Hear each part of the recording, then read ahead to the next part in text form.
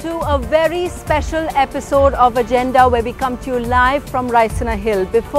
Behind me is North Block and South Block, and this is the venue where exactly about 9 months ago thousands of people descended, women, men, young students, all of them descended demanding only one thing: justice for the 23-year-old paramedic who was gang raped and then eventually died from her wounds. They were very, very angry, and that started off a movement across the country. It started off a discussion about this, looking at gender violence across the world. Eventually, that anger got funneled and focused into producing a new, stronger anti-rape law, which was passed at Parliament just behind me. But it also started and galvanized itself into getting things moving. So there was a day-to-day hearing of the case of the 23-year-old paramedic, in which today we have a verdict.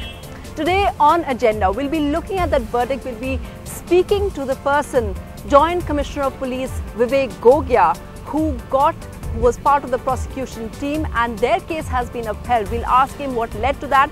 We also have young members who worked with Justice Verma committee, which, remember, produced in a record 1 month's time that report which led to that anti-rape law. We'll be speaking to them, Pranal Satish of National Law University. We also have Justice Verma's grandson Anirudh joining us, telling us what he wanted, and Soumya, somebody who took part in the protest and then stayed back from her Cambridge University to get involved with it and work with that. We'll be speaking to them in just a bit. First, let's look at what the judge said.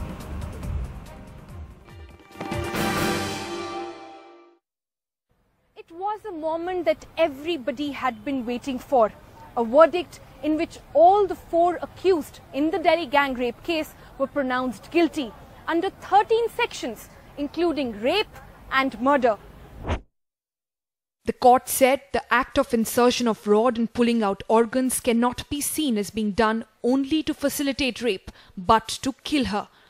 Throwing victims out of the bus definitely shows it was done with intention to ensure death. There were no mitigating circumstances for commission of this inhuman and brutal attack. Also, if an accused participated in the incident, the question of who committed the rape or who could not is irrelevant. As soon as the verdict was delivered, Pawan, the 19-year-old fruit seller, broke down, while Vinay, the gym assistant, seemed to be in a state of shock. Akshay, the helper on the bus, seemed unaffected. However, Mukesh, the driver's brother, reportedly said that he would now have to face the consequences of what they had done. The case had caused national outbreak, leading to Parliament finally passing a stricter law. इनको फांसी के अलावा कुछ नहीं चाहिए, फांसी दिया जाए जिससे कि आगे जनता में संदेह जाए कि इस तरह की जो बर्बरता करेगा वो किसी भी कीमत पर बच नहीं सकता।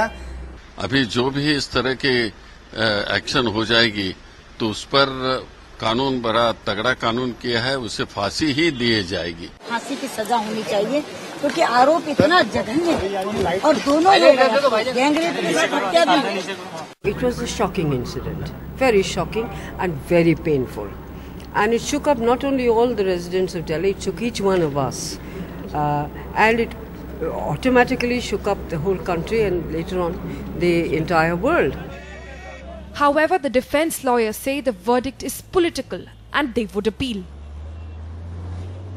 ये फैसला पूरी तरह से राजनीतिक दबाव में सत्ता पक्ष के द्वारा थोपा गया है। ये निर्दोष थे। The verdict was pronounced ironically right opposite the mall where India's daughter undertook that fatal journey. The parents say they are relieved but will be keeping a very close watch on the quantum of sentencing. The arguments in which will begin on Wednesday, in which all the 4 accused face a minimum sentence of a lifetime. With camera person Divan Singh in New Delhi, I'm Sonal Mehrotra, NDTV.